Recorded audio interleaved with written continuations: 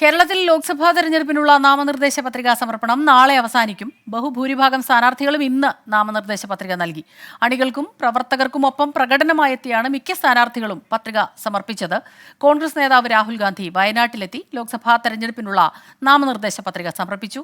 ഭരണഘടനയും ജനാധിപത്യവും സംരക്ഷിക്കാനുള്ള തെരഞ്ഞെടുപ്പാണ് നടക്കുന്നതെന്ന് Rahul Gandhi. This election is a fight for democracy and for the Constitution of India. On one side are the forces that want to destroy the democracy of this country. It's very clear to all of you who is on which side. It is very clear who's attacking the Constitution, who is attacking the democratic structure of this country. Thank you very much. Deepak Dharmadam ചേരുന്നുണ്ട് കോഴിക്കോട് നിന്ന് വിവരങ്ങളുമായി. ദീപക്, വനം വന്യജീവി വിഷയം, രാത്രി യാത്രാ ദുരിതങ്ങൾ, അതുപോലെ കർഷകർ നേരിടുന്ന പ്രശ്നങ്ങൾ, ഇങ്ങനെ നിരവധി പ്രശ്നങ്ങളാണ് വയനാട്ടുകാർ നേരിടുന്നത്. ഇതിനായുള്ള പോരാട്ടങ്ങൾ, ഈ പ്രശ്നങ്ങൾ പരിഹരിക്കുന്നതിനുള്ള പോരാട്ടങ്ങളിൽ ഒപ്പം നിൽക്കും എന്നാണ് രാഹുൽ ഗാന്ധി പറഞ്ഞത്. ഒരുപാട് പേർ ഘോഷയാത്രയായി തന്നെയാണ് നാമനിർദ്ദേശ പത്രിക സമർപ്പിക്കാൻ എത്തിയതുമല്ലേ?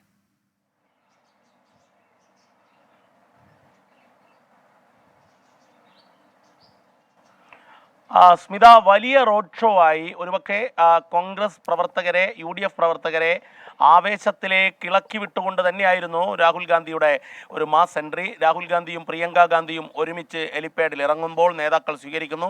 കേരളത്തിലെ മിക്കവാറും എല്ലാ നേതാക്കളും എത്തിയിരിക്കുന്നു എന്നുള്ളതാണ്. അത് മലയാളിയായ സംഘടനാ ജനറൽ സെക്രട്ടറി KC വേണുഗോപാൽ മുതൽ രമേശ് ചെന്നിത്തല, അതുപോലെ VD സതീശൻ, MM ഹസൻ, അങ്ങനെ ചാണ്ടി ഉമ്മൻ വരെയുള്ള മിക്കവാറും എല്ലാ നേതാക്കളും എത്തി എന്നുള്ളതാണ് വസ്തുത. വലിയ രീതിയിൽ പ്രവർത്തകരുമുണ്ടായിരുന്നു.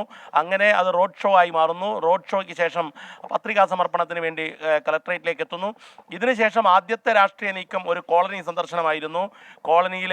കോളനിവാസികളുമായി അദ്ദേഹം സൗഹൃദം പങ്കിടുന്നു, വോട്ടഭ്യർത്ഥിക്കുന്നു. അതിനുശേഷം മാധ്യമങ്ങളെ കാണുന്നു. ആ മാധ്യമങ്ങളെ കണ്ടത് രണ്ടു ഭാഗമായാണ്. അതിൽ ഇംഗ്ലീഷ് ഭാഗത്താണ് നിങ്ങൾക്ക് ആരാണ് ഈ ഭരണഘടനയെ തകർക്കുന്നത്, അറ്റാക്കിംഗ് ഭരണഘടന, അതാണ് പറയുന്നത് അദ്ദേഹം. അത് ഇന്ത്യൻ കോൺസ്റ്റിറ്റ്യൂഷനെ ആരാണ് അറ്റാക്ക് ചെയ്യുന്നത് എന്ന് നിങ്ങൾക്കറിയാം, അതിനെതിരെയുള്ള പോരാട്ടമാണ് ഈ തെരഞ്ഞെടുപ്പ് എന്ന് രാഹുൽ ഗാന്ധി പറയുന്നു.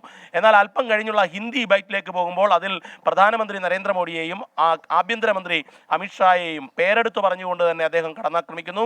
എന്നാൽ ഈ വേളയിൽ ഒന്നും തന്നെ കേരളത്തിലെ പോരാട്ടം ഇടതുമുന്നണിയുമായാണ്. കേരളത്തിലെ സർക്കാരിനെതിരെയോ അല്ലെങ്കിൽ ഇടതുമുന്നണിക്കെതിരെയോ CPM-നെതിരെയോ ഒന്നും പറഞ്ഞില്ല എന്നുള്ളത് വസ്തുതയാണ്. ആനി രാജയും ഇന്നിവിടെ പത്രിക നൽകി. പക്ഷേ ആനി രാജ വളരെ കൃത്യമായി കടന്നാക്രമിക്കുകയായിരുന്നു. എന്തിനാണ് രാഹുൽ ഗാന്ധി വയനാട്ടിൽ മത്സരിക്കുന്നത്? ഇന്ത്യ മുന്നണിയുടെ നേതാവിൻ്റെ ഫോക്കസ് അല്ലെങ്കിൽ അവരുടെ ടാർഗറ്റ് എന്താണ് എന്ന് വ്യക്തമാക്കണം. കേരളമാണോ ടാർഗറ്റ് എന്നുള്ളതാണ്, ഇടതുപക്ഷമാണോ ടാർഗറ്റ്? കൃത്യമായി BJP-ക്കെതിരെ മത്സരിക്കണമെന്ന നിലയിലുള്ള സന്ദേശം പ്രചരണം തന്നെയാണ് അവർ നടത്തുന്നത്. മൊത്തത്തിൽ ഇന്ന് കേരളത്തിൽ ഒട്ടുമിക്ക സ്ഥാനാർത്ഥികളും, പ്രത്യേകിച്ചും നാമനിർദ്ദേശ പത്രികാ സമർപ്പണം നാളെ അവസാനിക്കാനിരിക്കെ ശശി തരൂർ ഉൾപ്പെടെ, KK ശൈലജ ടീച്ചർ ഉൾപ്പെടെ, എളമരം കരീം ഉൾപ്പെടെയുള്ള പ്രമുഖ സ്ഥാനാർത്ഥികൾ ഏറെക്കുറെ എല്ലാവരും തന്നെ പത്രിക സമർപ്പിച്ചു. നാളെ ഒരു ദിവസം കൂടി നാമനിർദ്ദേശ പത്രികാ സമർപ്പണത്തിന് ഉണ്ട്. സ്മിത ഹെൻദാസ്.